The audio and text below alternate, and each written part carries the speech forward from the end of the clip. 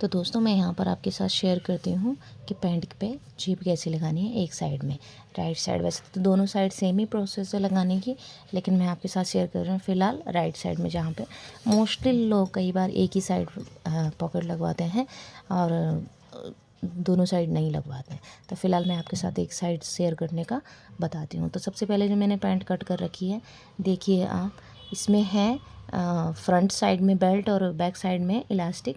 कई बार ऐसा होता है ना कि दोनों साइड इलास्टिक ही पूरे राउंड में। तो यहाँ पर मैंने सबसे पहले फ्रंट वाला जो साइड रहता है वो सिल दिया है आसन साइड से। अब इसके लिए मैं क्या करती हूँ, जेब के लिए कपड़ा लेती हूँ। तो ये है जेब के लिए कपड़ा। तो जितना आपको जेब के लिए कपड़ा चाहिए, जो भी आपके पास एक्स्ट्रा कपड़ा बचा है उसमें से 13 या 14 इंच उसकी लंबाई, 15 भी आप ले सकते हैं जिस हिसाब का आपके पास कपड़ा है। और 6 से ज़्यादा मतलब 7 इंच या 8 इंच आपको उसका चौड़ाई चाहिए कम से कम। तो इस तरीके से मैं यहाँ पर ले रही हूँ कपड़ा। और मेरा जो है वीडियो जो बेटा बना रहा था, तो ये बहुत ज़्यादा मोबाइल को जो है हिला देता है, बहुत ज़्यादा शेक होता है फ़ोन। क्या करें, बच्चे ही जो ठहरे। और ये रहा, मैं यहाँ पर कपड़े को एकसार कर रही हूँ और इसकी कटिंग कर रही हूँ। तो कम से कम 14-15 इंच का आप लंबा कपड़ा ले लीजिए। 12 से ऊपर होना चाहिए, 13, 14 या 15, और जितना आपके पास कपड़ा है। लेकिन 12 अगर मतलब छोटा हो जाता है जेब, फिर गहरी नहीं होती जेब, से चीज़ गिर जाती है फिर अगर कुछ जेब में रखोगे तो अगर फ़िलहाल शौक के लिए या शो के लिए रखना है तो रख सकते हैं 12-13 इंच भी, नहीं तो वह 15 इंच का, 14 इंच का ज़्यादा अच्छा रहता है, थोड़ा उसमें चीज़ भी अटक जाती है। तो यहाँ पर मैं कटिंग कर रही हूँ इस टाइम पे कपड़े की, और इक्वली कर रही हूँ। और इस तरीके से आप इसको कट करेंगे और फिर यहाँ पर हम मार्क लगाएंगे कि हमको आगे अगर बेल्ट पेस्टिंग वाली, यानी कि बेल्ट वैसे लगानी है बुकरम के साथ वाली, तो उसके हिसाब से अलग नाप लगेगा। और अगर आपको पूरी की पूरी राउंड इलास्टिक चाहिए तो उसके हिसाब से अलग नाप लगेगा, क्योंकि जब हम बेल्ट लगाते हैं तो उसको अलग से लगानी पड़ती है, और जब हम इलास्टिक लगाते हैं तो वो उसी में छोड़नी पड़ती है कटिंग के टाइम। तो यहाँ पर मैं नाप लगा रही हूँ अभी। तो सबसे पहले मैंने ऊपर से 3 इंच छोड़ा है, और उसके बाद 6 इंच रखेंगे ओपन करने के लिए। जैसे हाथ डालते हैं ना, जितने में से उतने में मैं 6 इंच पे लगाऊंगी बीच में। अभी दिखा देती हूँ आपको, जितना आपको दिखेगा समझ आएगा। ऊपर से सबसे पहले हैं हम यहाँ से 2 इंच, 2.5 इंच से 3 इंच तक छोड़ देंगे, जो बेल्ट के साथ जाएगा। मतलब कि बेल्ट से थोड़ा नीचे रखेंगे हम इसको लगाने के टाइम पे। और यहाँ से, अब यहाँ से ओपन के लिए मैं 6 इंच का निशान लगा रही हूँ, जो ओपन रहेगा पार्ट, जिसमें से हम हाथ डालेंगे। ये देखिए आप, मैंने निशान लगा लिया है 6 इंच का। इसको सिलेंगे हम, जिस तरीके से मैंने निशान लगा रखा है सेम टू सेम इसको सिलेंगे भी। और यानी कि आधा इंच की इस दर से सिलाई, और 6 इंच का।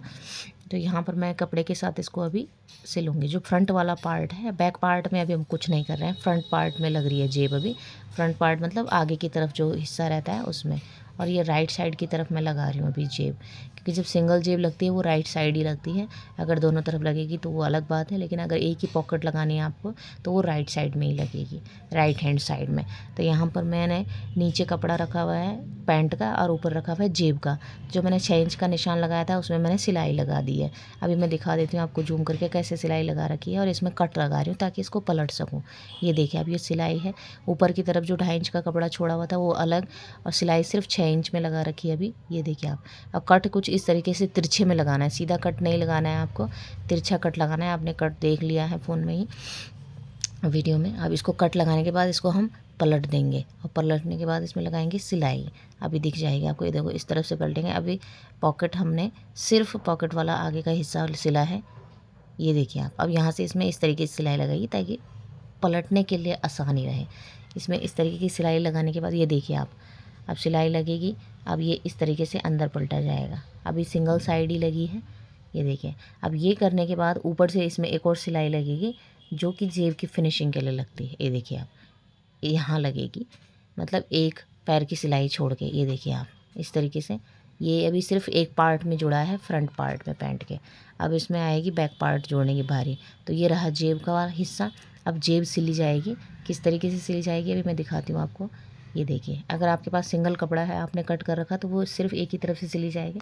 अगर आपके पास डबल कपड़ा है कई बार, तो उसमें दोनों तरफ सिलाई लगानी पड़ेगी। ये देखिए आप, अब यहाँ से एक पार्ट सिल गया। एक जैसे मैं फिंगर से कर रही हूँ, इस तरीके से नाप दिखा रही हूँ। इस तरीके से मैं इसमें सिलाई भी लगाऊंगी गोलाई में। देखो गोलाई में सिलाई लग चुकी है, एक्स्ट्रा पार्ट जो भी रहेगा काट सकते हैं और सीधा भी आप सिलाई लगा सकते हैं जिस तरीके से जेब का कट शेप है।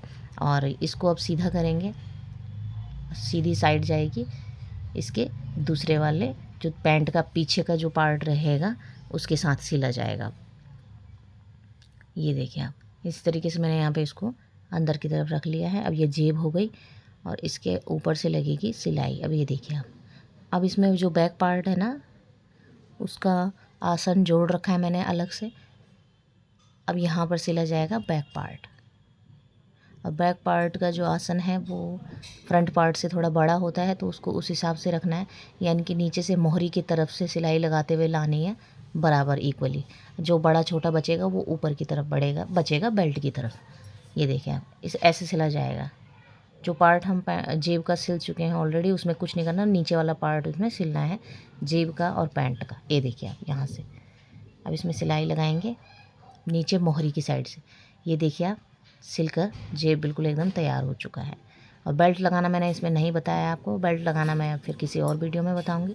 ये देखें आप, सुंदर तरीके से जेब लग चुकी है। ये बहुत ही सिंपल है, बहुत ही आसान है, कुछ भी इसमें ज़्यादा कुछ भी मतलब नहीं है, इस तरीके का हार्ड नहीं है कुछ भी, बिल्कुल सिंपल तरीका।